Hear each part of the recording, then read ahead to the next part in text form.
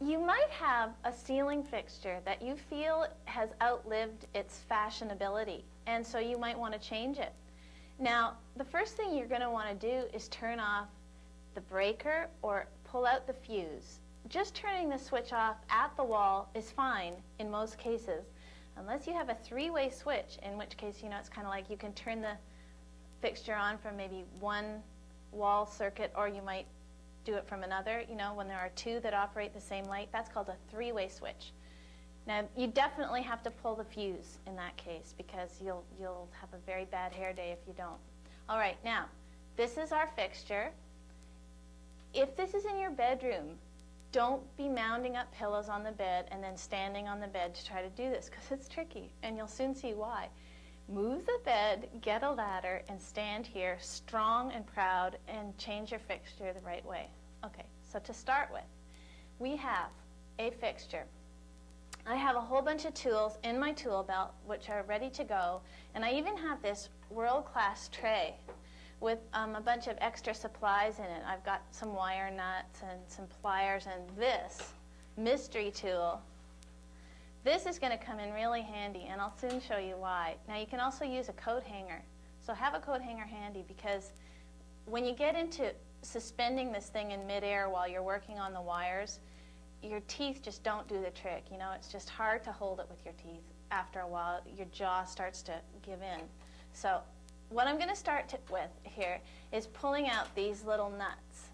These nuts should be attached to a bracket in the ceiling, which is holding the whole thing up. First, though, I think I'll just take out the bulbs, just in case in my abandon as an electrician I maybe smack one of the bulbs with a tool and smash it. I don't want to be doing that. Okay, so there I have the bulbs out. And I'll start working on the nuts, and I'm going to hold this good and solid because I don't want it to crash to the floor. Okay, I don't know if you can see what's going on here, but whoa, gosh. Now, this nut is just spinning, so I need to hold, to get the whole screw is spinning, so I need to actually hold the screw while I work on the nut, and I'm propping the lamp up with my arm. Okay, I'm going to use the needle nose pliers because this is getting ugly.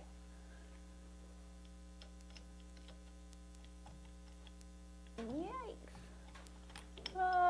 But it's good to maintain your sense of humor, especially when things are going really badly, like now, for example. This is so hard. I think, how hard can it be? That's my motto, how hard can it be? And every time I think that, it's really hard. Now, at this point, you might be tempted to force it, to literally rip it out of the ceiling in your frustration. Don't do it, okay? Well, for that, I'm going to put this under my pillow and get a quarter for it, because that was a lot of work, and I deserve a reward. Okay, so I've got the pesky thing off. And now I can just drop it, like so. Now, this isn't very heavy, so I could probably just do that. But I don't want to chance anything, because I'm about to start working on the wires. So this is where your coat hanger comes in, and you hook it over the bracket that is in the ceiling, and then hang the fixture from it so that you can work with both hands. There we go. There, so now this is hung separately from the wires. It's not just resting fully on the wires. So I can start to work on the wires. Now, whenever you open up a ceiling fixture, there will be either 2 wires or 3 wires. If it's a grounded circuit, it'll have 3 wires. That's a more modern kind of wiring. So I've got 2 wires, and these little guys are called wire nuts, and I need to unattach them, so I'm just going to take them off lefty-loosey, turning them to the left to get them off. Now, this is where you can see my special hanging device is working really well. Now I'm just going to pull the wires off like that. Now I can get rid of this thing. So I'm just going to put this over on the dresser. Remember those wing nuts were spinning in this attractive little piece of metal? That's what I need to take off next. There's another thing here, which is it's a slot head screw, but it's got some kind of a nut on it, so this could be another tricky 45-minute adjustment. Or it could be really easy. That's the question. You never know. And sure enough, it's quite long, so I'll just go at this until I've got it. You know, there is enough plaster falling out of the ceiling that it is time for me to put on my safety glasses. With the replacement fixture, we have a new bracket which we have to install using the same screws. So I'll keep track of these. See? So many parts. All right, so I've got my old screws. And the new bracket. Now, you probably can't see, but there are two little mounting brackets, little tiny places for a screw to go. I got my world-class electric screwdriver here. Now, it's not as powerful as my big screw gun, but it's perfect for electrical stuff because electrical stuff almost always employs slot head screws. And so something like this is perfect to just speed the job up. Very nice. And then this one. Oh, that one's going as far as it can. Okay, here's an interesting thing that's happened.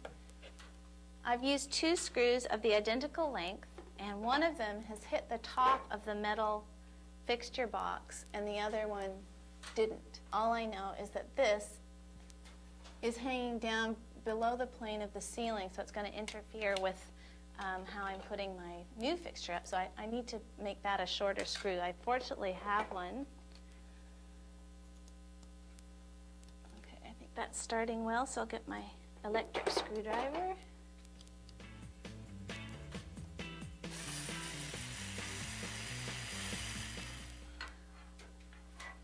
And here I've got the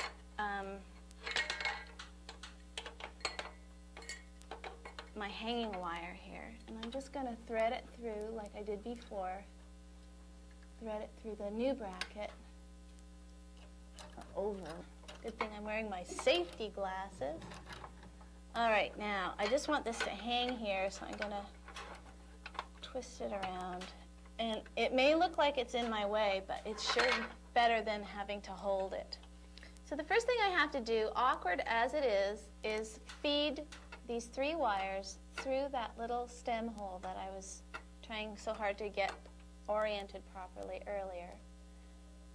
And you almost want a crochet hook to get those babies back down again where you can work on them.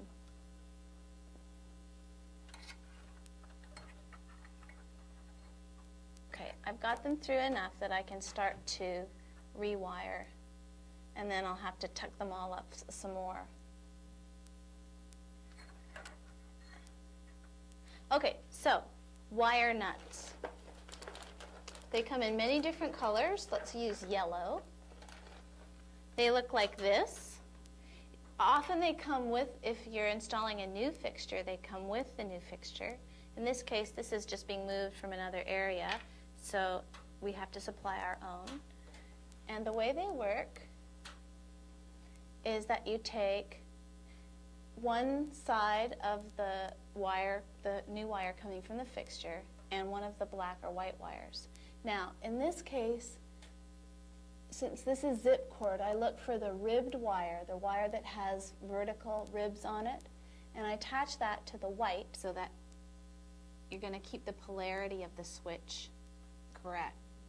And all you do is put the two wires together, slip the wire nut over top, and turn. And turn the wire nut, and it coils the two ends for you so that they make a connection. I've wound the wires of the piece of zip cord in a clockwise direction. This is solid copper wire. This nice old-fashioned wire is much higher quality. There, got her that time.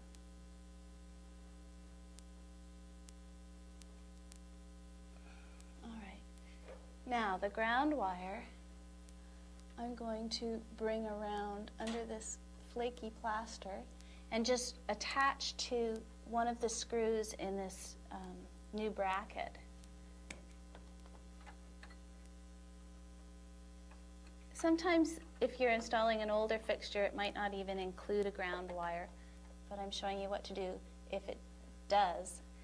If there were a ground wire coming out, if there were a third wire coming out of the ceiling, then I would just attach them with a wire nut, but I don't have that in this case. My safety glasses. There they are. So I'm going to make a little loop with the ground wire so I can just slip it between the screw and the washer head. Okay, so there's my ground. And I'm just going to screw it down tight.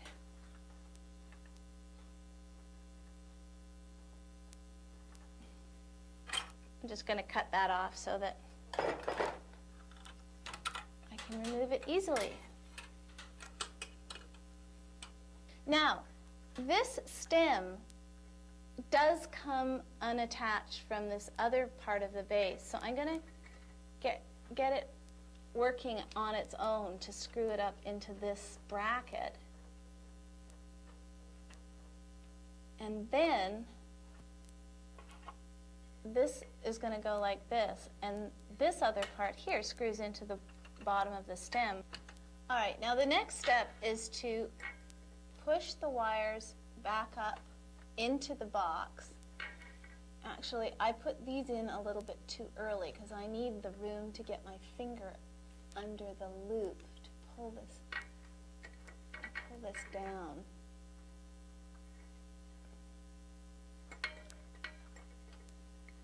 Now I need to tuck up those little wire nuts again. Everybody back in. This piece here with the wide threads is also threaded on the inside, and it will screw over that stem, that little gold stem there, this thing. So I just have to get that started, and I'll turn the whole fixture with it. Oops, I don't think I had that seated properly. This is so much in my way. I'm having a thought, which is to reach into my tool belt and grab my blue masking tape, which I always keep for emergency purposes. I have to, okay, here. There we go. I'm gonna tape the plate to the ceiling because it's really given me a headache. And that's putting it mildly.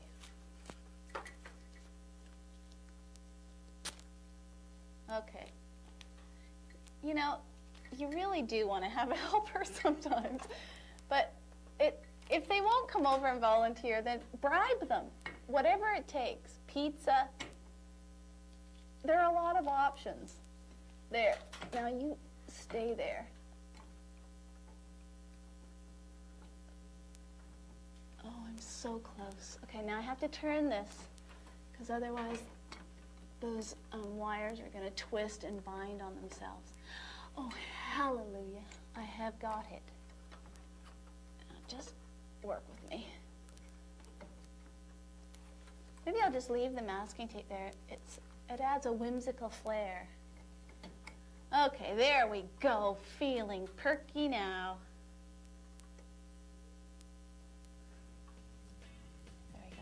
There we go. Easy. Takes almost no effort.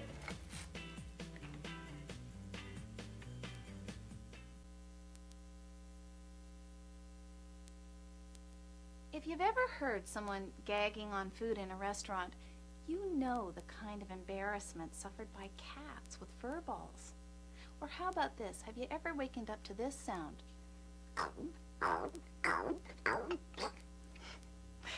You know what I'm talking about. Listen, just add a teaspoon of corn oil to your kitty's food every day. The corn oil eases the furball's progress through the alimentary canal with no messy vomiting. Your cat will reward you with years of stain-free living. Well, that's it for now. Until the next time on A Repair to Remember, I'm Mag Ruffman.